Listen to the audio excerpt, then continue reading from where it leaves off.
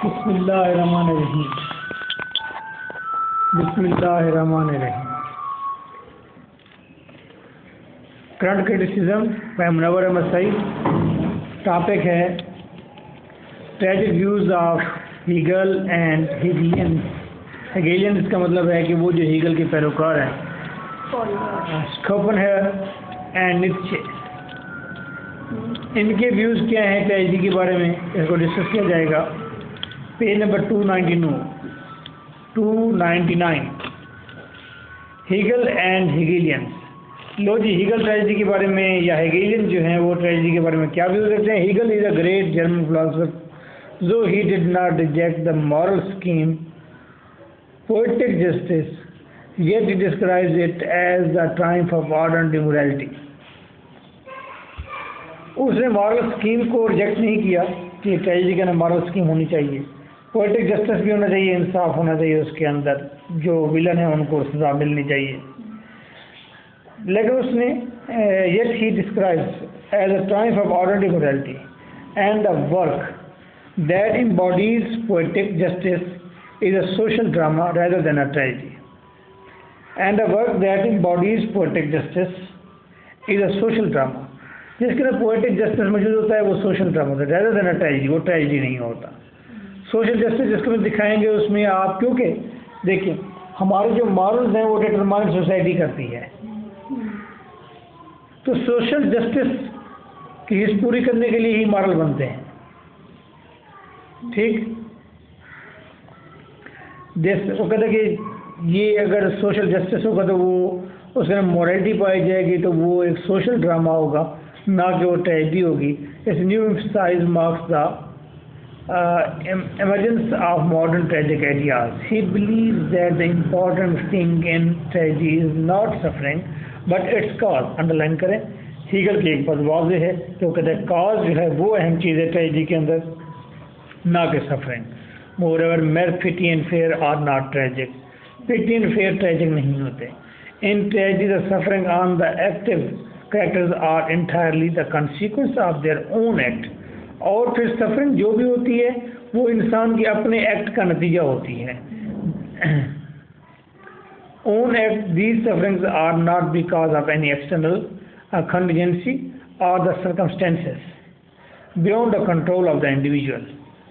अच्छा, वो कहते हैं कि ये ट्रेजिडी जो होती है, सफरिंग जो होती हैं, ये एक्सटर्नल बाहर से नहीं आती, बाहर से नहीं आती किसी इंडिविजुअल के ऊपर, such as illness, loss of property, death and life wise.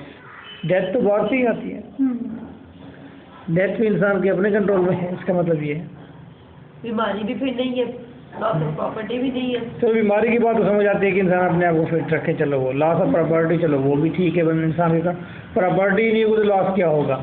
Property ली है तो फिर यही बात है, उसके कंसिक्वेंसेस में लॉस भी हो जाएगा।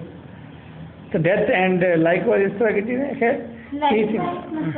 इस तरह की और चीज़ें। He thinks that for a genuine tragic action there should exist the principle of individual freedom and independence. Tragedy के लिए फ्रीडम, करैक्टर की फ्रीडम चाहिए और वो इंडिपेंडेंट हो। अच्छा, अब इससे दो तीन बहस वाज़ हो जाती है। एक तो ये एक बड़ी बहस है जिसको शॉर्ट करके बताया गया है कि एट द सेम टाइम जब ट्रेजिडी होगी तो करैक्टर की फ्रीडम भी होनी चाहिए और वो इंडिपेंडेंट भी हो।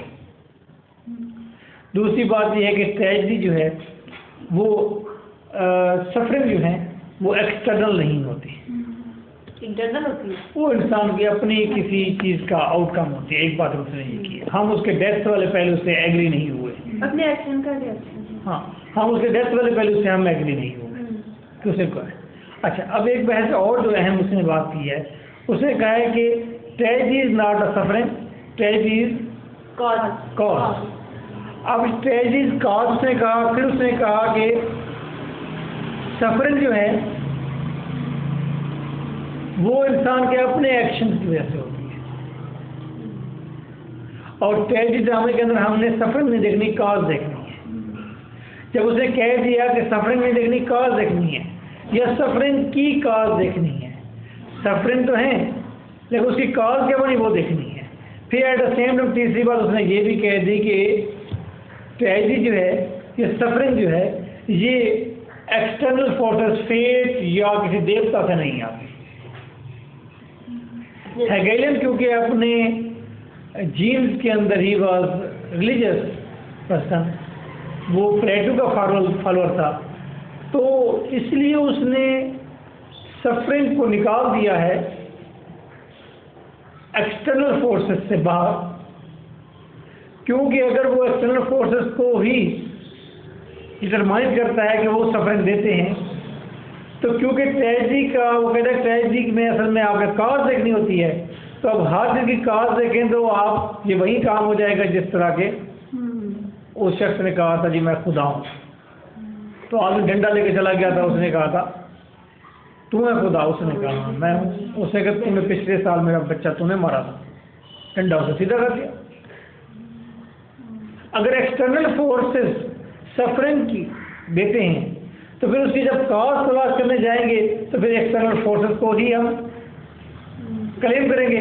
तो एक्सटर्नल फोर्सेस को क्लेम करेंगे तो हीगल अगर ये आइडिया दे देता है तो हीगल के बहुत सारे फॉलोअर्स हैं, फिर तो लोग रिलीजन से बिल्कुल ही हट जाएंगे। बल्कि उसी को ही जिस तरह के लोग कहते हैं कि अगर किस्मत में ये लिखा होता तो हम क्यों मेहनत करते हैं, फिर किस्मत में ही हमारी दोजख लिखी हुई है तो हम क्या करें। अगर एडिपस की किस्मत में यही था कि उसके साथ ऐसा ही होना था तो फिर तो कोई चारा नहीं है। सही है, रिलीजियस था इसका। वो रसल में भी तो इतने मतलब यूज़ किए गए हैं हीगल के। वो जब कहता है कि हीगल के बारे में कि तुम आइडिया के लिए इतने सारे लोगों को मारना बेहतर समझते हो, हीगल के बारे में ये बोलता है रसल था ना।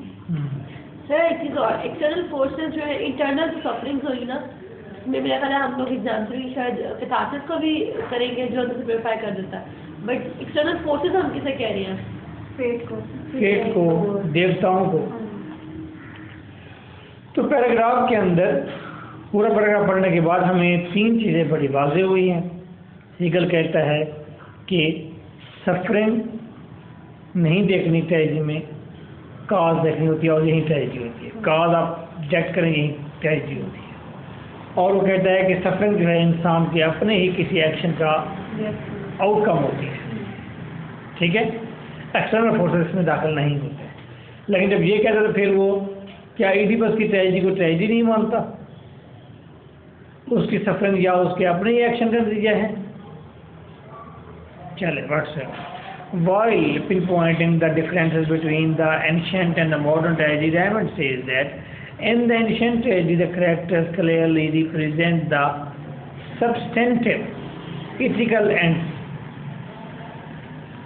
while in modern tragedy the ends are wholly personal. Substantive public के सलाम अलैकुम नदीम भाई, सलाम अलैकुम नदीम भाई, मैं ठीक ठाक हूँ।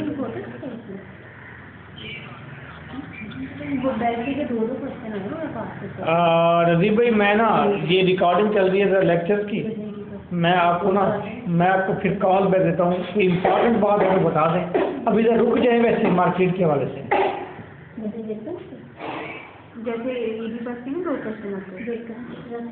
हाँ अब ये काफ़ी दिनों से ठहरी हुई है यहीं पर। मैं आधे घंटे बाद तो आपको कॉल करता हूँ, बताता हूँ आपको। जी जी बेहतर।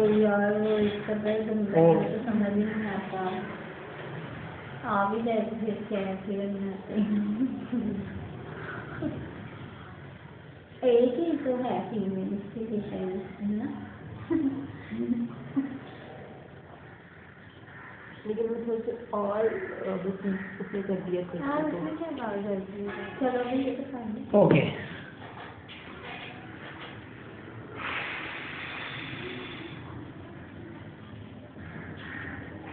Character clearly represent the substance. अच्छा जी, तो कैरेक्टर जो है वो रिप्रेजेंट करते हैं इथिकल एंड्स को जो सब्सटेंटिव हो। सब्सटेंटिव का मतलब है कि वो जो रियासत देती है, रियासत कोई हुकूमत। While modern tragedy the ends are wholly personal. अच्छा जी, उसके अंदर एंड जो होते हैं पर्सनल हो जाते हैं मॉडर्न ट्रेजेडी के अंदर। मामला पर्सनल हो जाते हैं। डॉक्टर फॉस्टर पढ़ते हैं, एंड पर जाते हैं, पता चलता है कि एक मॉडल दिया गया है जी, जो शख्स भी इस तरह प्राइड करेगा, इस तरह काम करेगा, वो डिस्ट्रॉय हो जाएगा। तो ये क्या है? ये पर्सनल व्यू है। That is benefit of the all humanity या बेनिफिट ऑफ द गवर्नमेंट। ये ओवरऑल सोशल पूरे सेटअप को देखा गया है। Head develop that is quite personal. जो मर्जी आप उसके अंदर से डिसीजन मेकर बन जाए अपने ओन पे। मोर इन एंशिएंट ट्रेजेडी, अब ये रेमंड विलियम के ख्याल आ रहे हैं ना सारे के सारे।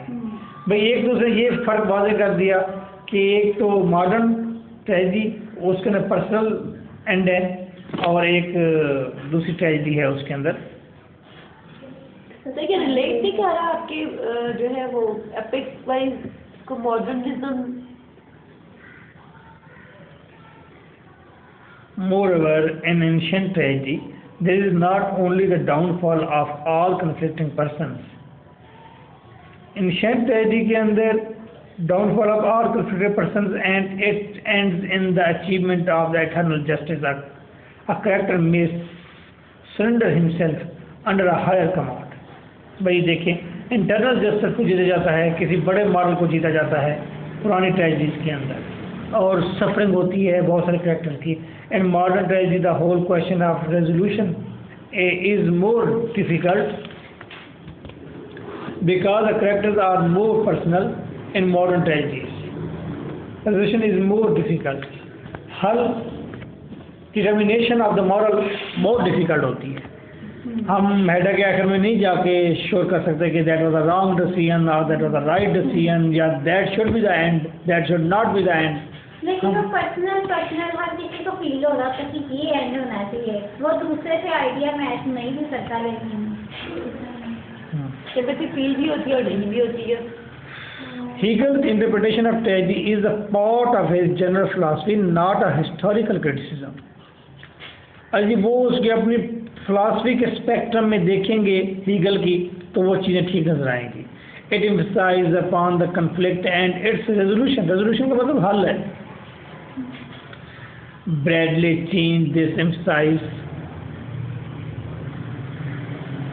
from Bradley ने जी चेंज किया emphasis from ethical to psychological, but later under the influence of Marx the conflict of ethical forces was looked in social and historical terms. अच्छा जी, उसने इसको साइकोलॉजिकल फिनोमेना कहा है उसने, कि ब्रैडले ने कहा कि नहीं जी ये इथिकल नहीं, ट्रेजेडी समथिंग साइकोलॉजिकल कोई चीज़ होती है। और बाद में उसने इसको जब मार्क्स को पढ़ा उसने ये इथिकल फोर्सेस को उसने बयान कर दिया कि जी was looked in social and historical terms. उसने इथिकल फोर्सेस को भी डिस्कस किया, conflict of the ethical forces. नहीं समझ रहे थे। हाँ, Williams transforms Hegel's theory of tragedy in terms of Marxism. दोबारा पढ़ लेते हैं। Bradley changes this emphasis from ethical to psychological. पहले जब बात की गई थी हीगल कहता है कि वो कोई इंटरनल मॉरल होता है ट्रेजेडी के अंदर, इंटरनल। एक्सटर्नल वो कहता है कि नहीं है, इसके अंदर हर एक्शन जो है वो इंसान का अपना ही किसी एक्शन के आउटकम होता है, कोई भी काम होता है, कोई भी सफरिंग होती है। But later, under the influence of Marx, the conflict of ethical forces was looked in social and historical terms. और जब बाद में अब उसने डिसाइड नहीं किया कि ब्रैडले ने क्या कहा है, इथिकल के बारे में रिजेक्ट कर दिया, लेकिन उसने इथिकल और सोशल स्पेक्ट्रम को उसने फिर मार्क्स के साए में देखा है, मार्क्स की रोशनी में देखा है। मार्क्स कौन था? सोशलिस्ट था ना। इकोनॉमिस्ट भी था। Williams transforms Hegel's theory of tragedy in terms of Marxism. अब हीगल की जो थ्योरी थी, क्या थ्योरी थी? कॉजल थ्योरी, उसको भी उसने मार्क्सिज्म के अंदर वो कर दिया है, चेंज कर दिया है। मार्क्सिज्म में चेंज करने का क्या मकसद है? कैसे चेंज किया होगा, क्या किया होगा? हम कोई एक्सपेक्ट कर सकते हैं, कोई अंदाजा लगा सकते हैं? उसकी थ्योरी के तो पहले बताओ कि कौन कौन सी थ्योरी जो दी थी वो क्या दी थी? वो तो मैं बारह बता चुका हूँ कि उस थ्योरी की आउटकम बता चुका हूँ। उस थ्योरी का मैंने ये की थ्योरी क्या थी कि वो तो इकोनॉमिकल एक लंबा चौड़ा एक चैप्टर है, लेकिन मैंने ये बताया कि उससे हुआ क्या था। सोशलिज्म रशिया में आई थी। सोशलिज्म के अंदर कहा सेटअप चेंज हुआ। तो मेरे ख्याल में विलियम ने एक कदम जो आगे बढ़ाया है वो यही है कि हीगल ने अगर कहा है कि काज, तो विलियम ने ये कहा है काज नहीं सोल्यूशन, काज जानकर सोल्यूशन निकाला है। Schopenhauer, before Schopenhauer tragedy was associated with the ethical crisis, Schopenhauer से पहले ट्रेजेडी जो है उसे कहा जाएगा एथिकल क्राइसिस, यानी कि दो मानव का आपस में टकराव हो सकता है। ह्यूमन ग्रोथ एंड हिस्ट्री, अब इंसान जो आगे की तरफ बढ़ रहा है और उसकी जो हिस्ट्री है। Schopenhauer contributes in the secularization of the idea of fate in a tragedy। अब Schopenhauer ने एक और काम ये किया, उसने कहा कि उसने सेकुलर कर दिया फेट के आइडिया को, और उसने फेट के आइडिया को लिबरल कर दिया। फेट के आइडिया को गॉड से नहीं जोड़ा उसने, कोई मतलब यहाँ पर हम जोड़ दिया। He says the true sense of tragedy is the deeper insight. असल में ट्रेजेडी का सही सेंस ये है कि आप गहरी बसीरत ले आए या लें। That is not his own individual sins that the hero atones for. ये कोई इंडिविजुअल सिंस नहीं है जिसके लिए हीरो बोल रहा है, but original sin, the crime of existing से इटसेल्फ। हेलो अंडरलाइन करें। अब वो कहते हैं कि ये जो कैरेक्टर है जिसके साथ ट्रेजेडी हुई है, वो किसी सिन के ऊपर अगर सफरिंग उसे हो रही है या कोई उसने बड़ी गलती कर बैठा है, तो ये गलती उसकी नहीं है अपनी। असल में ट्रेजेडी का मकसद ये है कि वो उस गलती को एलाबोरेट किया जाए, उस चीज़ को एलाबोरेट किया जाए जो कि इंटरनेशनल है, जो कि यूनिवर्सल है। गलती हो रही है नो, जिस चीज़ की वजह से वो कहते हैं कि जो उसने गलती की है उस गलती को हमने नोट करना है, और वो गलती उस कैरेक्टर की पर्सनल गलती नहीं है, वो गलती हम तमाम लोगों की गलती है। और वो गलती क्या है? क्राइम ऑफ एग्जिस्टेंस है, जो हमने उसमें पढ़ी थी ना। अब ये उसने लिबरल कर दिया है, फेट के अमल दखल को, दूसरी चीज़ों को लिबरल इस तरह कर लिया है, सेकुलर इस तरह कर दिया है। उसने कहा है कि भाई अगर एक शख्स जो है वो दूसरे का माल खा जाता है, दूसरे का मोबाइल चोरी कर लेता है, अब आप कहें कि ये एक सिन किया है, ये इस शख्स ने सिन किया है, ऐसा नहीं है।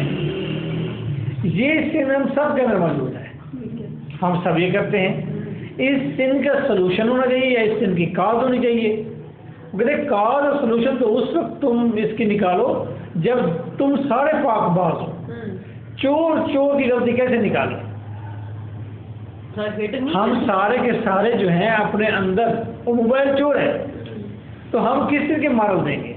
अच्छा भी मोबाइल चोर तो हम सारे नहीं हैं, एक ने मोबाइल चोरी किया, हम बाकी तो मोबाइल चोरी नहीं करते, तो हम उसके लिए रूल्स एंड रेगुलेशन कोई मॉरल दे सकते हैं, कोई इथिकल पॉइंट दे सकते हैं, कोई साइकोलॉजिकल इशू उठा कर सकते हैं।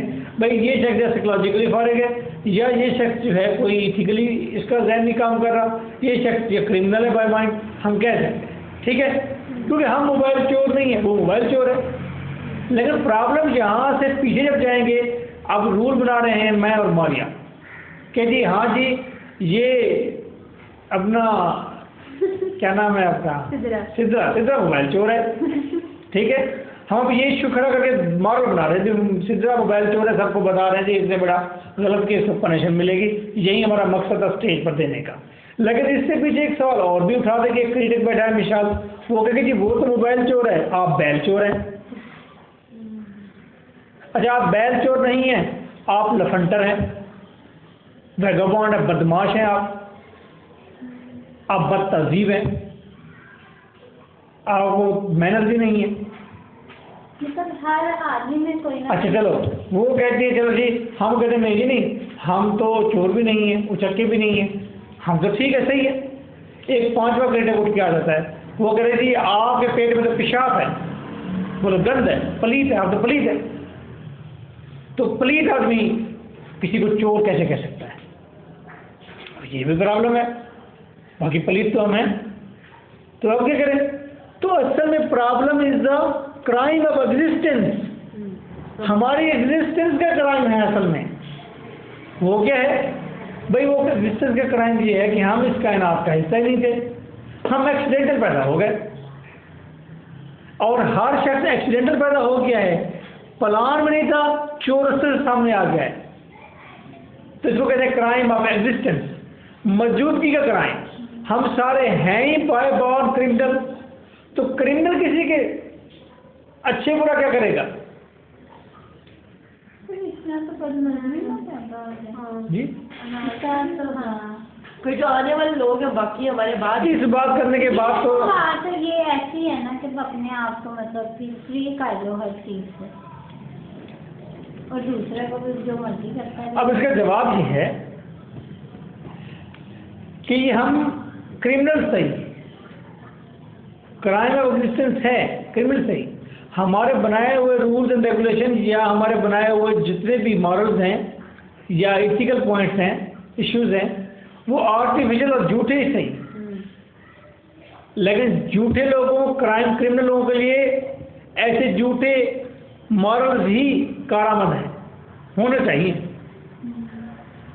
ये मॉरल झूठे हैं, आर्टिफिशियल हैं, जैसे भी हैं, अगर हम भी क्रिमिनल हैं और ये मॉरल भी ऐसे हैं तो होने तो चाहिए ना कम से कम, बजाय से हम लड़ के मर जाए। तो ठीक है, बैलेंस होएगा ना।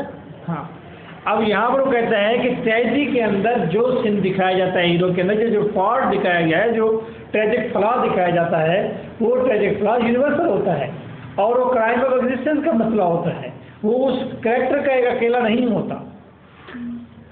अब इस बात का कहने का मकसद क्या है, कहना क्या चाहता है भाई, अगर ऐसा होता भी है, ये तो हमें नहीं मालूम क्या कहना चाहता है। इतनी बात जरूर जानते, इतनी बात जरूर की है इसमें। सर लेकिन अगर इसको देखा जाए थोड़ा सा, इसको और हम लोग की डिटेल में ले जाए तो एडिपस के अंदर जो चीज़, जो प्रॉब्लम फेट के साथ है, उसके अपने अंदर था, वो ओवरऑल हर एक के साथ में मौजूद है। हर कोई ऐसा करना चाहता है। नमाज पढ़ा कर मेरा बेटा, नमाज नहीं सीरियसली, मतलब हम लोग अगर एडिपस कम्प्लेक्स को हम लोग शो करते हैं तो है ना, आपकी कम्प्लेक्स तो है मौजूद। बेटियों का प्यार हमेशा जो है बाल के साथ होता है, बेटे का प्यार हमेशा माँ के साथ होता है। ठीक है, इस चीज़ को अगर हम लोग लेकर जाएं आगे तो फिर हर एक के अंदर मौजूद है ना, चीज़ें तो मौजूद होती हैं, तो फिर वो सबके ऊपर लागू होता है। हाँ, वो इसीलिए सेगमेंट फ्राइड ने आके बाद में 19th सेंचुरी में ये चीज़ क्लियर की, ये एडिपस कम्प्लेक्स है, एडिबल कम्प्लेक्स है, इलेक्ट्रा कम्प्लेक्स है। लेकिन जब ये चीज़ वाज़ेह हो गई, जब ये चीज़ वाज़ेह हो गई, उससे भी पूरे यूरोप को नुकसान भी बड़ा हुआ है। एक सोशल सेटअप टूटा है, एक खानदानी सिस्टम टूटा है, मतलब एक बहन भाई आपस में सेक्सुअल रिलेशन उनके बन गए हैं, जिनकी वजह से उनको फिर ओनील को ड्रामा लिखना पड़ा। भाई ये कम्प्लेक्सेस तो हैं, ठीक है। ये बात ओनील के कप देखी थी मैंने, तो कभी पहले कहता किसी का व्यू पढ़ा ही नहीं है। क्या ओनील का कपलेट, अच्छा, तो उन्हीं को लिखना पड़ा भाई ये काम करोगे तो सफरिंग इससे आएगी, मेंटल डिसऑर्डर आ जाएगा। अब लेकिन दूसरे क्रिटिक बैठे हुए हैं, वो जो ये कहते हैं एनिमल के अंदर तो डिसऑर्डर नहीं आता। बिल्कुल, वो बहन भाई माँ बेटा वो ये करते हैं, कम्प्लेक्स उनके हैं, वो भी करते हैं नेचुरली पूरे। वो बहन भाई की जानवर कर लेते, तो फिर उन्हें क्या पता ये मेरा भाई है बहन है, वो तो जानते हैं। तो मेंटल कम्प्लेक्स उनके नहीं आते, या तो हम मैंने तो सेंसिटिव कभी जानवर हैं। नोट किया, हमारे जो बिल्ली मतलब बिल्ली और बिल्ला, मतलब वो पहले पैदा हुआ, इस तरह बच्चे उनके धीरे धीरे पैदा होते हैं ना मतलब उनके दरमियान मैंने कभी ऐसा नहीं नोट किया। हालांकि किसी और जानवर के साथ जरूर नोट किया, मगर ये तो बात उसने सोची, मैंने क्या देखो जानवर को पता ही मेरा बहन भाई है, तो ऐसा कम्प्लेक्स नहीं होता है। बाद में वो इधर हो जाते होंगे, उन्हें पता नहीं चलता भाई, एक जैसे तो होते हैं ना सारी बिल्लियाँ वगैरह। ठीक है, बल बहुत सारी चीज़ें हैं, इंसान पे ज़्यादा सेंसिटिव है, सोच समझ ज़्यादा है, मे बी इस वजह से। ओके, आगे देखिए। मैं ओनील ने कौन सा टॉपिक लिखा था? Mourning become Electra. अच्छा, In this respect, he is the forerunner of the tragedy. Suffering are rooted in the nature of man. अब इस बात का हाल ये निकला कि भाई क्योंकि क्राइम ऑफ एग्जिस्टेंस है, इंसान बेसिकली है ही क्रिमिनल, तो क्रिमिनल होने की वजह से उसके वो सफरिंग तो उससे आनी है। ठीक है, चाहे हम कुछ भी कर ले, हाँ, दूसरे योगा कर ले तो नहीं आएंगे।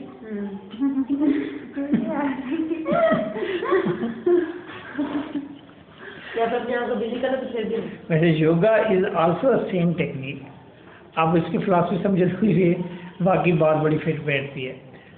अब वो हज़ारों साल पहले वो जो बुद्धा था, वो एक किंग का बेटा था। जब उसे देखा कि उसके दरबार के अंदर वो हाथी पाँव रखता है और आते शाते बाहर निकल आती हैं जो लोग गुनाहगार हैं, सच्चे झूठे जो भी हैं, उनको मारा जाता है। तो वो उसका दिल थोड़ा थोड़ा फुड़ता था। एक दिन वो बाहर निकल गया तो उससे देखा कि लोग बड़े बीमार हैं और वो गल सड़ रहे हैं। उसके दिल में बड़ा वो हुआ कि यार ये गल सड़ क्यों रहे हैं। वो बेचैन हो गया, फिर उसे घर से बाहर नहीं जाने देते थे। फिर एक दिन वो बाहर निकला, देखा कि एक आदमी है वो दरख्त के नीचे बैठा हुआ है पत्ते पत्ते लपेट कर, और वो बिल्कुल वो एक्सरसाइज करता रहता है, सांस लेता रहता है, बैठा रहता है, ना कुछ खाता है ना पीता है। उसने उसको चेक किया, देखा, सोचा, पूछा उससे, और उसने वहाँ से अक्स किया और बाद में फिर वो घर से भी निकल गया था और जंगलों में फिरता रहा। उसने ये तरीक़ाकार याद किए। तो उसे basic philosophy of this exercise और the Buddhist yoga is that कि हम दुनिया की सफरिंग से जान नहीं छुड़ा सकते, हम बीमारियों से भी जान नहीं छुड़ा सकते, हम इनको इग्नोर कर सकते हैं, इनसे लापरवाह हो सकते हैं। तो वो एक्सरसाइज के जरिए सफरिंग का इलाज ही ढूंढा गया, सफरिंग से लापरवाह हो जाए, ये फार्मूला इख्तियार किया। अब वो योगी जो है वो जितनी जो मसलन धमाके हो रहे हैं, ब्लास्ट हो रहे हैं, प्रॉब्लम जितने भी हैं, वो बैठा अपनी मस्ती मगर होता है, वो लापरवाह होता रहता है अपने आप को डिफरेंट एक्सरसाइज के जरिए। तो वो बात ये भी कर रहा है अपना कि जिस सफरिंग से आप जान नहीं सकते, बिकॉज़ हम बेसिकली क्रिमिनल है, तो हम क्या करें? इग्नोर कर दो। अच्छा, इग्नोर लिखा है? नहीं कहा, वो तो हमने कहा सफरिंग को कहते लाजमी आने। And there are not the product of historical or the ethical consideration. आइए मैं ठीक ठाक हूँ सर, बैठ उधर बैठ। अच्छा जी, उसने क्या कहा भाई उसके बाद? And these are not a product of historical और एथिकल कंसिडरेशन। वो कहते हैं इसमें इथिक्स का कन्फ्लिक्ट का कोई ताल्लुक नहीं है, इसमें हिस्ट्री का और मॉडर्न ग्रोथ का कोई ताल्लुक नहीं है, बस इंसान क्रिमिनल है, इसके ऊपर सफरिंग रहनी है। क्या आप सोचते हैं इस क्रिटिसिज्म को पढ़ने के साथ ही, क्योंकि हमारे भी तो दिमाग के सारे बटन रोशन हो रहे हैं Aahista Aahista, what do you think? क्या इंसान को खुश रहने के लिए, मुतमईन रहने के लिए, पुरसुकून रहने के लिए, एक अच्छी ज़िंदगी जीने के लिए क्या करना चाहिए? सफरिंग को बिल्कुल भी जो है वो इग्नोर कर देना चाहिए मैक्सिमम। हो नहीं सकती हैं बट भी ट्राई। हमारे दादा जो थे वो परेशान हाल रहे थे, दादी भी परेशान देखी है हमने, वालदैन भी परेशान देखे, आप नहीं हैं, भाई भी परेशान देखे हैं, बहनें भी परेशान देखी हैं, और every day they are facing some sufferings every day. तो क्या तरीकाकार ऐसा है जिससे सफरिंग ना हो? एक आदमी खुश है, वेरी हैप्पी, ठीक है, दैट्स राइट। उसके बाद उसको बताया जाता है कि मौत आनी है, again he is in the suffering, उसको परेशानी है कि मैंने मर जाना है, मसला सफरिंग से कैसे छुटकारा है? इग्नोरेंस के अलावा तो कोई रास्ता नहीं है। दो रास्ते हैं अकॉर्डिंग टू मी, मेरे मुताबिक दो रास्ते। एक तो ये लापरवाह हो जाए, बिल्कुल भी लापरवाह हो जाए, दूसरा ये ताकतवर हो जाए। रियलिटी को फेस करने नहीं, रियलिटी को फेस करने के लिए नहीं, उसका हल ढूंढने उसका हल ढूंढने के लिए भी नहीं, कुछ हिडन प्रोसेसेस को जानने के लिए ताकतवर हो जाए। नहीं समझे? मैं समझा। एक स्कॉलर आया था, उसने कहा था जे बुलिया तो रब नूं लभना है कि फूल अंदर दी कोठी। उसने कहा स्कॉलर ने कोई बुलिया ऐसा मरना ना ही ते गोर पिया कोई हो, मौत के बारे में उसके कमेंट हमने सुने हैं लेकिन तवज्जो नहीं है ना, फार्मूले में मौजूद है। दिल दरिया समंदरों डूंगे ते कौन दिल दिया जाने, ठीक है। और भाई इंटरनल दुनिया को देखो, उसे झांको, वहाँ राज हैं, राज तो इंसान के अंदर पोशीदा हैं। भाई कभी अपने अंदर झांकिए, देखिए क्या है इसके अंदर। बहुत सारी बातें सुनने को मिलती हैं, समझने को नहीं मिलती। समझा दो मतलब, देखिए ये इंसान का जिस्म है ना, असल में ये रोशनी के बहुत सारी ट्यूब से बना हुआ है। ये एक फिजिकल बॉडी है, लेकिन इसके अंदर जो मैकेनिज्म है बहुत सारी रोशनियाँ ठहरी हुई है। पहले तो आपको इस बात पर यकीन बनाना है, पहले सोचना है कि हमारे अंदर रोशनी का एक आला, एक सिस्टम मौजूद है। चलो ये बात करने से पहले मैं आपको ज़रा इसको इसकी हकीकत इस पर यकीन दिलाने के लिए कोई बात कह देता हूँ। भाई मेरी बात सुने, इतने ज़्यादा स्टार्स हैं, इतने प्लैनेट्स हैं, ज़मीन भी उनमें से एक है, सारे के सारे रैंडमली मूवमेंट कर रहे हैं ना, टकराते भी नहीं हैं, दायरों में भी हैं, सिस्टम में भी है। कोई एक वेव, कोई एक कशिश, कोई एक लाइन, कोई एक थ्रेड, कोई एक रोशनी, कोई एक चीज़ तो है जो इनको सबको नक्की की हुई है। पानी के गिलास के अंदर कुछ पार्टिकल, कुछ छोटे छोटे ज़रे डाल दे पानी के गिलास में, शीशे के गिलास में, पानी को मिलाएं, वो ज़रे आपको आपस में हरकत करते हुए नजर आएंगे, ऊपर ये जाते हुए नजर आएंगे, लेकिन उनके अंदर कोलिजन नजर कम आएगा आपको। ये कोलिजन क्यों देता? पानी के मॉलिक्यूल्स ने, पानी की एक वेव ने, पानी की एक बॉन्ड ने उन सबको अपने अंदर बांध लिया है, पार्टिकल को मूव करके। इसी तरह पूरे कायनात को एक रोशनी ने पूरी कायनात को अपने एक जाल बना दिया है। पूरी कायनात के अंदर रोशनी ने अपना एक जाल बनाया हुआ है, ठीक है। उसको कहते हैं कॉस्मिक लाइट कहते हैं, आई थिंक, या कॉस्मिक एनर्जी कहते हैं, कॉस्मिक एनर्जी कहते हैं। कॉस्मिक एनर्जी है जिसने पूरी कायनात के अंदर जितने पार्ट्स हैं, ज़मीन है, चांद है, सूरज है, जितने में इन चीज़ों को आपस में जोड़ रखा है, वो थ्रेड के साथ ही मूवमेंट करते हैं। इसी तरह इस कॉस्मिक एनर्जी का हम भी एक पार्ट है।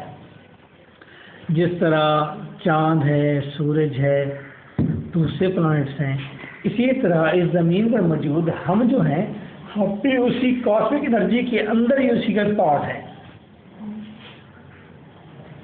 ये बात आपको समझनी पड़ती है पहले। अगर हम उसका पार्ट हैं, एक एनर्जी का, एक वेव का पार्ट है, वेव के अंदर परोए हुए हैं हम, तो हमें वो कॉस्मिक एनर्जी डेली बेसिस पर मिलती है तो हमारे अंदर ताकत होती है। अच्छा जी, ये कॉस्मिक एनर्जी कैसे मिलती है? ये कॉस्मिक एनर्जी उस वक्त मिलती है जब हम शऊर में नहीं होते, जिसका सोच समझ रहे हैं, बहुत ज़्यादा सोच रहे हैं, ये सोच रहे हैं, वो सोच रहे हैं, जब हम सोच नहीं रहे होते उस वक्त हमें कॉस्मिक एनर्जी मिलती है, हमारे अंदर फील होती है। इसकी एक बेहतरीन एग्जाम्पल नींद है। दिन भर आप सोचते रहते हैं, सोचते आप थक जाते हैं, रात को जब बेखबर होकर सोते हैं तो ये जहन के ऊपर चलने वाले ये सारे आइडियाज़ जो हैं, ये सारे आइडियाज़ जो ऊपर घूम रहे होते हैं, ये सारे डेड हो जाते हैं, फ्यूज हो जाते हैं। ये जो आइडियाज़ सोचें होती हैं हमारी, ये कॉस्मिक एनर्जी के बहाव के अंदर एक रुकावट होती है। ये उस कॉस्मिक एनर्जी को हमारे पास नहीं होने देती, आने नहीं देती, जो हमारे इर्द गिर्द मौजूद है एनर्जी, रोशनी। जब हम सोते हैं तो सब बेखबर होते हैं, सोचें कुछ नहीं होती, तो एनर्जी हमारे पूर्ण होती है। सुबह उठकर कितने फ्रेश होते हैं ना? क्यों हो जाते हैं फ्रेश? सारी रात एनर्जी भरी जाती है, चार्ज होते रहते हैं। भाई हम कैसे चल फिर रहे हैं, कोई चीज़ ना बिजली में चार्ज करते हैं, ना इलेक्ट्रिसिटी, फिर भी चलते हैं। फैन चलता है तो बिजली ज़रूरत है कि नहीं है? तो बंदा जो है उसको एनर्जी की ज़रूरत नहीं है। ग़िज़ा क्यों हजम करने लग जाता है? जूं ही आती है, कहाँ से आती है एनर्जी? मैदे के अंदर दिल क्यों धड़क रहा है बार बार? कहाँ से आई है एनर्जी?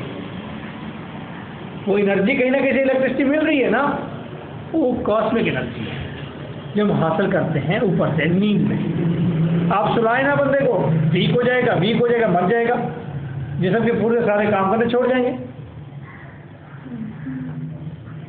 तो ऐसे ये भी मैंने बात सुनी कि रात को सोए बच्चे भरते फूलते कहते हैं रात के वक्त, ये अक्सर बड़े कहते हैं ना कि रात के वक्त। इसी तरह एनर्जी को भरने का एक तरीकाकार ये भी है कि आप दिन को आराम से किसी दीवार के साथ या आसानी के साथ बैठ जाएं और यकसुई पैदा करें। किसके दरमियान? अपने जहन और बॉडी के दरमियान। कैसे पैदा होगी यकसुई?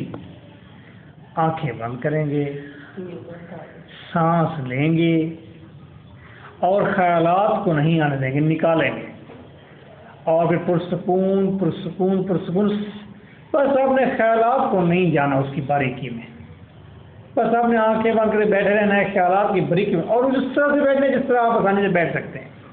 ख्यालात को आप कम से कम कर देंगे। पहले लंबे सांसों में जहाँ तक सांस छोटे करते करते करते बस नोज के करीब तक सांस रह जाता है, थोड़ा सा सांस लेते हैं, बारीक सांस, और जहन बिल्कुल पुरसुकून हो जाता है। वहाँ जब पुरसकून हो जाता है तो समझे कि वहाँ पर फिर आपके आइडियाज जहन के अंदर नहीं है, जहन बिल्कुल खाली है। जिस्म और शऊर के दरमियान यकसुई पैदा होगी। इस मकाम को कहते हैं यकसुई, कि ख्यालात कोई भी नहीं है, बस सांस बारीक सा है, आप पुरसकून है, कोई ख्याल नहीं है, और ये जिस्म और शऊर के दरमियान वो सोचने वाली बात है, यकसुई पैदा होगी। यकसुई पैदा होती है तो ये कॉस्मिक एनर्जी जो है ये आपके अंदर पूर होना शुरू हो जाती है, क्योंकि उसके दरमियान रुकावटें ख़त्म हो जाती है। कौन सी रुकावटें?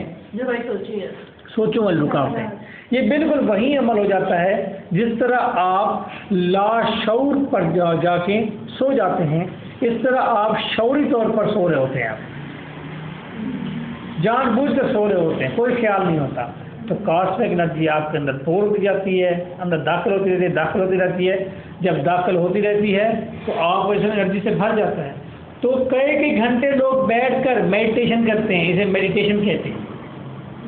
जब मेडिटेशन करते रहते हैं तो इतनी एनर्जी भर जाती है कि फिर वो ये दोनों भवों के दरमियान में एक और दुनिया खुल जाती है, एक और रोशनी खुल जाती है। उस रोशनी को जब आप गौर करते रहते हैं प्रैक्टिस के साथ, वहाँ से फिर अमल शुरू होता है, आपको एक नई दुनिया शुरू होती है। इतनी ऐसी नई दुनिया होती है, बिल्कुल ऐसे नजर आता है जैसे हम आंखों से देखते हैं, बिल्कुल ऐसी दुनिया शुरू हो जाती है। लेकिन वो दुनिया बहुत दूर दराज की होती है, उसमें आप पूरे अपने प्लांट को देखते हैं, आप दूसरे प्लांट को भी देखते हैं, आप अजीबोगरीब जानवरों को भी देखते हैं, आप कुदरत के तमाम नज़ारे देखते हैं। आप पर वसी नॉलेज का आश्कार होता है। और इसी का अगला अमल जो होता है, ये एक अमल है। इसके बाद भी एक स्टेज है, इसके बाद भी एक स्टेज है। उसके अंदर आप क्या देखते हैं? उसके अंदर आप अपने आप के अंदर महसूस करते हैं कि यहाँ पर कोई और रोशनी भी है, आपके अंदर कोई और भी है। और यकीन कीजिए उस स्टेज पर आपको आगे पता चलता है कि आपके जिस्म के अंदर कोई रहता है जो आप हैं। आप ये जिस्म और ये सोच नहीं है। इस जिस्म और सोच के अंदर एक आलम अरवाह से आई हुई कोई चीज़ रहती है, उसका नाम है सिदरा, उसका नाम है मारिया, उसका नाम है मिस्टर भुट्टा, जो इस जिस्म के अंदर आके रहता है। और जब इस स्टेज पर पहुंचते हैं तो इस स्टेज से वो जिस्म में जो चीज़ रहती है वो एक सिल्वर थ्रेड के साथ वो चीज़ एक दिन बाहर निकलती है। और जब बाहर निकलती है तो आप वहीं पर बेसुध बैठे होते हैं। और वो असल जो होता है वो वही होता है जिस वक्त आप लाशौरी में ख्वाब में होते हैं, तो ख्वाब में कोई आदमी सिदरा चल फिर रही होती है, सीधे चल रही है। ये वही हमजाद, वही एक चीज़ है, वही शख्स है, वही असल है, वही स्पिरिचुअल बॉडी है, वही रोशनी का हौला है जो अब बाहर निकलेगा आपके बैठे बैठे शौरी कैफियत में। जब ख्वाब में होते तो उस वक्त वो बाहर निकलता है ना, जाता है घूम फिर के वापस आता है ना। इस तरह आप शौरी कैफियत जब बैठेंगे तो यहाँ से वो निकल कर जाएगा बाहर। और वो जब जाएगा बाहर, वो मार्स पर भी जाएगा, वो दूर दूर गैलेक्सीज के अंदर से गुजरेगा। कोई दीवार नहीं, कोई पत्थर नहीं, कोई कंक्रीट नहीं जिसके अंदर से वो पार ना हो जाए। ज़मीन की गहराइयों के अंदर चला जाएगा, वो आसमान की वसतों के अंदर चला जाएगा और लम्हे भर में चला जाएगा। और जब आप उसे वापस करेंगे, बुलाएंगे, वो आराम से वापस आके आपके अंदर ही आके बैठ जाएगा। और जब यहाँ पर हो जाएगा अमल तो आपको ये अंदाज़ा होगा उस दिन कि जब आप मरते हैं तो मौत है क्या असल में। मौत का आपको आश्कार होगा कि मौत क्या है। वो जब हम माँ के पेट में थे उस वक्त वो ऊपर से कोई चीज़ आई थी फड़फड़ाती हुई, वही सिदरा थी असल में। वो माँ के पेट में मौजूद उस लोथड़े के अंदर आ गई थी और उसमें हरकत पैदा हो गई थी। और उसका जिम्मे था कि वो इस दुनिया को जाने, देखे, इस दुनिया पर ज़िंदगी गुजारे। और मरने के बाद उसने उस जिस्म से निकलकर वापस जाना है। जिस शख्स ने अपने जहन का खौल मजबूत कर दिया, पक्का कर लिया, उसने चिटरा कर लिया, उसने ये तजर्बात नहीं किए ज़िंदगी के, उसके लिए मौत भी एक मुश्किल रास्ता बन जाएगा। जब मरेगा वो चीज़ वहीं भटकती रहेगी क्योंकि वो एक्सेप्ट नहीं कर पाएगी, उसको डायरेक्शन का पता नहीं होगा, मैंने कहाँ जाना, उसे अपना शऊर ही नहीं होगा। जिस शख्स ये मेडिटेशन करनी है, जिसने देखा है अपने आप को बाहर निकलते हुए दुनिया को, कायनात को घूमते फिरते, जब उसकी मौत आती है तो वो उसे पता होता है कि ये जो सिदरा है अब इस डेड बॉडी को छोड़कर यहाँ से ऊपर फिर चली जाएगी अपनी और दूसरी मंजिल की तरफ। असल में वो जो सिदरा आपके अंदर है वो कोई और है, ये जिस्म नहीं है। इस चीज़ का अदराक होना है। इसी चीज़ को कहा है उसने, जे बुलिया तो रब नु लबना है जब थोल अंदर दी कोठी। इसी चीज़ को कहा था कि बुलिया सी मरना ना आई ते गोर पया कोई होर। वो सिदरा तो मौत के वक्त अंदर से निकल के चली जाएगी, फिर दोबारा जिस तरह आई थी। लेकिन ये चीज़ उस वक्त डिटरमाइन होगी जब आप पर्सनल खुद अपना तजर्बा करेंगे। मैंने अपनी बरसों की मेहनत आज आपके सामने अश्कार कर दिया, पता नहीं किस मूड में था आज मैं। ये सारे लेकिन सर मौत तो नहीं हुई, और भी दुनिया में थी। मौत की बात बेटा इसलिए की है कि वो सफरिंग से बात थी कि इंसान खुशबाश कैसे रहे। जब उसे ये अदराक हो जाएगा कि मुझे तो मरना भी है और पता नहीं क्या होगा, जब वो मौजूदा शऊर के अंदर बैठकर उस तजर्बे से गुजर जाएगा कि ये बॉडी नहीं, ये जहन नहीं, बल्कि इस बॉडी और जहन के अंदर कोई रहता है जिसका नाम मारिया है। जब ये अदराक हो जाएगा और इस तजर्बे से बाकायदा गुजरेंगे, जब वो आंखें बंद करके एक कमरे में बैठे होंगे और आप दुनिया की वुसअतों को देख रहे होंगे अंदरूनी थर्ड आई के साथ, वाज़े देख रहे होंगे जिस तरह ये दुनिया देखते हैं फिजिकल, वो ख्वाब नहीं होगा, वो ऐसा लगेगा जैसे हकीकत में है। तो आप हैरान हो जाएंगे एकदम, हैं इतना अरसा बेवकूफ़ों वाली ज़िंदगी गुजार दी, नीचे बैठ के कुछ भी नहीं किया, किताबें रटते रहे। ये कौन सा इल्म है? ये है असल इल्म, ये है असल गुस्सा, ये है असल सोच, ये है असल मतलब ज़िंदगी, ये है स्पिरिचुअलिज्म। ठीक है, कभी तजर्बात करें, अभी नहीं करेंगे, आप जवान हैं अभी। ये जब कैफियत में से आएंगे तो फिर आपको बाहर की फिजिकल दुनिया मेहनत वाला काम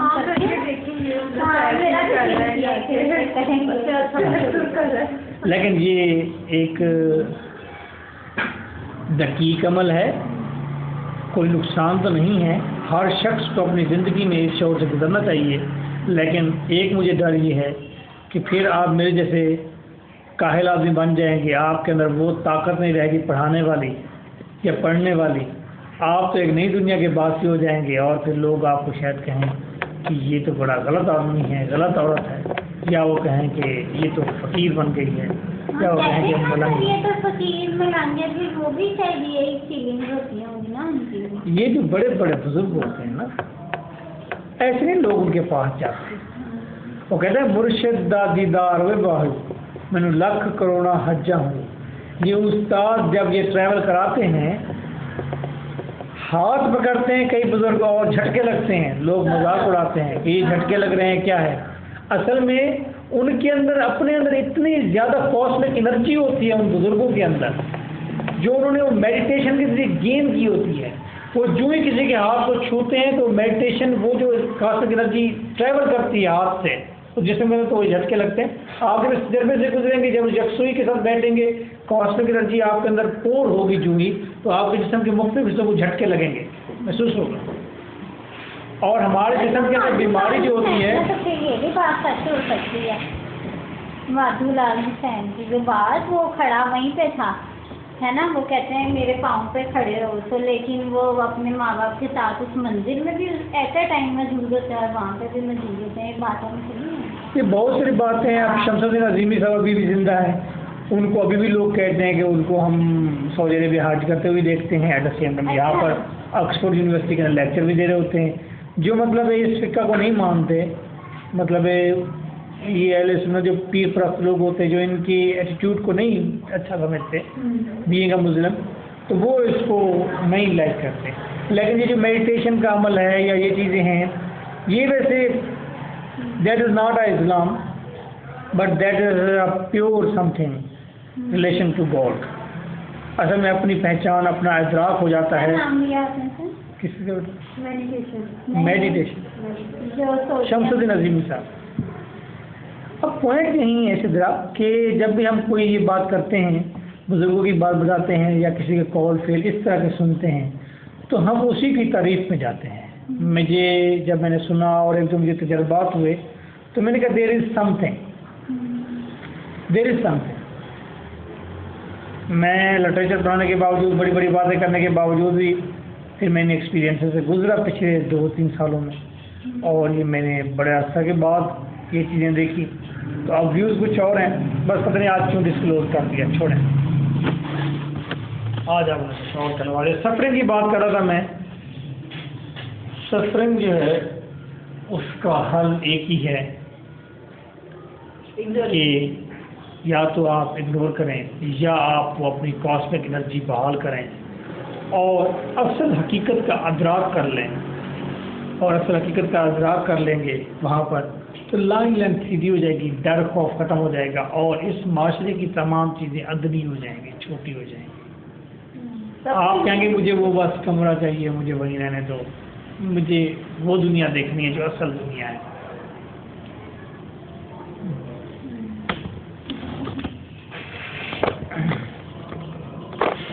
नित्शे गरीब क्या कहता है जी, आप देखो। नित्शे गरीब does not negate the Schopenhauer tragic nature of life। देखा मैंने सही कहा, नित्शे गरीब है, उसने इसलिए रिजेक्ट ही नहीं किया उसने Schopenhauer की नेचर ऑफ लाइफ को। But in Nietzsche's view tragedy dramatizes tension that revolves in a higher unity। अच्छा जी, ये ट्रेजेडी एक टेंशन का नाम है। अगर जब दो मर्द आपस में टकराते हैं तो दो मर्द के दरमियान आर्गूमेंट होती है, दो मर्द आपस में आमने सामने होते हैं, दरमियान में एक लड़किंग टेंशन होती है कि ही इज राइट और ही इज राइट। कंफ्यूज कैफियत है, होना ना होने के दरमियान जो ये टेंशन है, इसी का नाम ट्रेजेडी है उसका। So the hero who is the highest manifestation of will। अब हीरो, हाँ, हीरो जो है वो उस विल की एक पॉइंट ऑफ व्यू की वो करता है कि ये बड़ा अच्छा है। Is destroyed but his eternal will remains unaffected. आओ जी, ईडी पे सकता मर गया लेकिन वो कम्प्लेक्स नहीं मरे, कम्प्लेक्स वाली बात जिंदा रही है। More worry thinks that the action of tragedy is neither moral nor forgiving but aesthetic. अच्छा जी, अगर ट्रेजेडी का मतलब एस्थेटिक है, समथिंग कोई चीज़ अच्छी लगना, कोई चीज़ जो दिल को लग जाए, कशिश जिसके अंदर, बस ये इसका फ़ायदा है ट्रेजेडी का। आप देखें और आप उसको कहेंगे ओह अच्छा वाह वाह ओह, इस तरह की आप उस पर एस्थेटिक आपके सेंस को वो सेटिस्फाई करें। अब ये देखिए, ये आपका ज़हन मानता है कि हम ट्रेजेडी को इस तरह से लें? हाँ, अब तो नहीं मानता। अब मॉडर्न जब पढ़ते हैं तो हम कहते हैं ट्रेजेडी सोल्यूशन दे। हाँ, वैसे एक बात ये मानते भी तो हैं कि ट्रेजेडी, हम कहते हैं कल को हो सकता है कॉमेडी जो है उसको ट्रेजेडी कहें आप। कहा था आपने कि भाई एस्थेटिक सेंस को पूरा करें, भाई हम पहले ही घर में बड़े परेशान होते हैं, यहाँ आकर नई परेशानियाँ पड़ जाएं, बल्कि यहाँ आकर हम पुरानी परेशानी भूल जाए ना। इस वक्त पाकिस्तान के अंदर डॉक्टर्स जो हैं वो अपने पेशेंट को रिकमेंड करते हैं भाई खबरनाक देखा करें, हस्बे हाल देखा करें, भाई वो प्रोग्राम देखें जो मज़ाहिया है। ये नहीं आए। हाँ, अच्छा देखिए, जब आप मैच देखते हैं क्या कैफियत होती है, we forget each and everything, हम सब कुछ भूल जाते हैं। वो 4 घंटे का या 6 घंटे का या पूरे दिन का मैच है, हम टोटल उस पर फोकस करके बैठे होते हैं। इवन के बिजनेस जोड़ देते हैं, पहले कहते हैं कल तो कोई काम नहीं, भाई कल तो मैच है। बड़ा गुस्सा आता है, देखा करें मैच।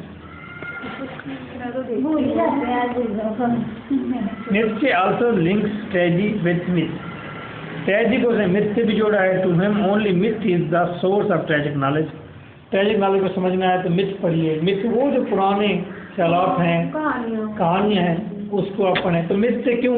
ताकि वहाँ से एस्थेटिक सेंस आपकी सेटिस्फाई होगी, आप उसको एंजॉय करेंगे मिथ को। सर एस्थेटिक से कहते हैं उसने दिमाग वो तो कशिश, लगती है। कशिश, ओके, खूबसूरती की कशिश। अच्छा।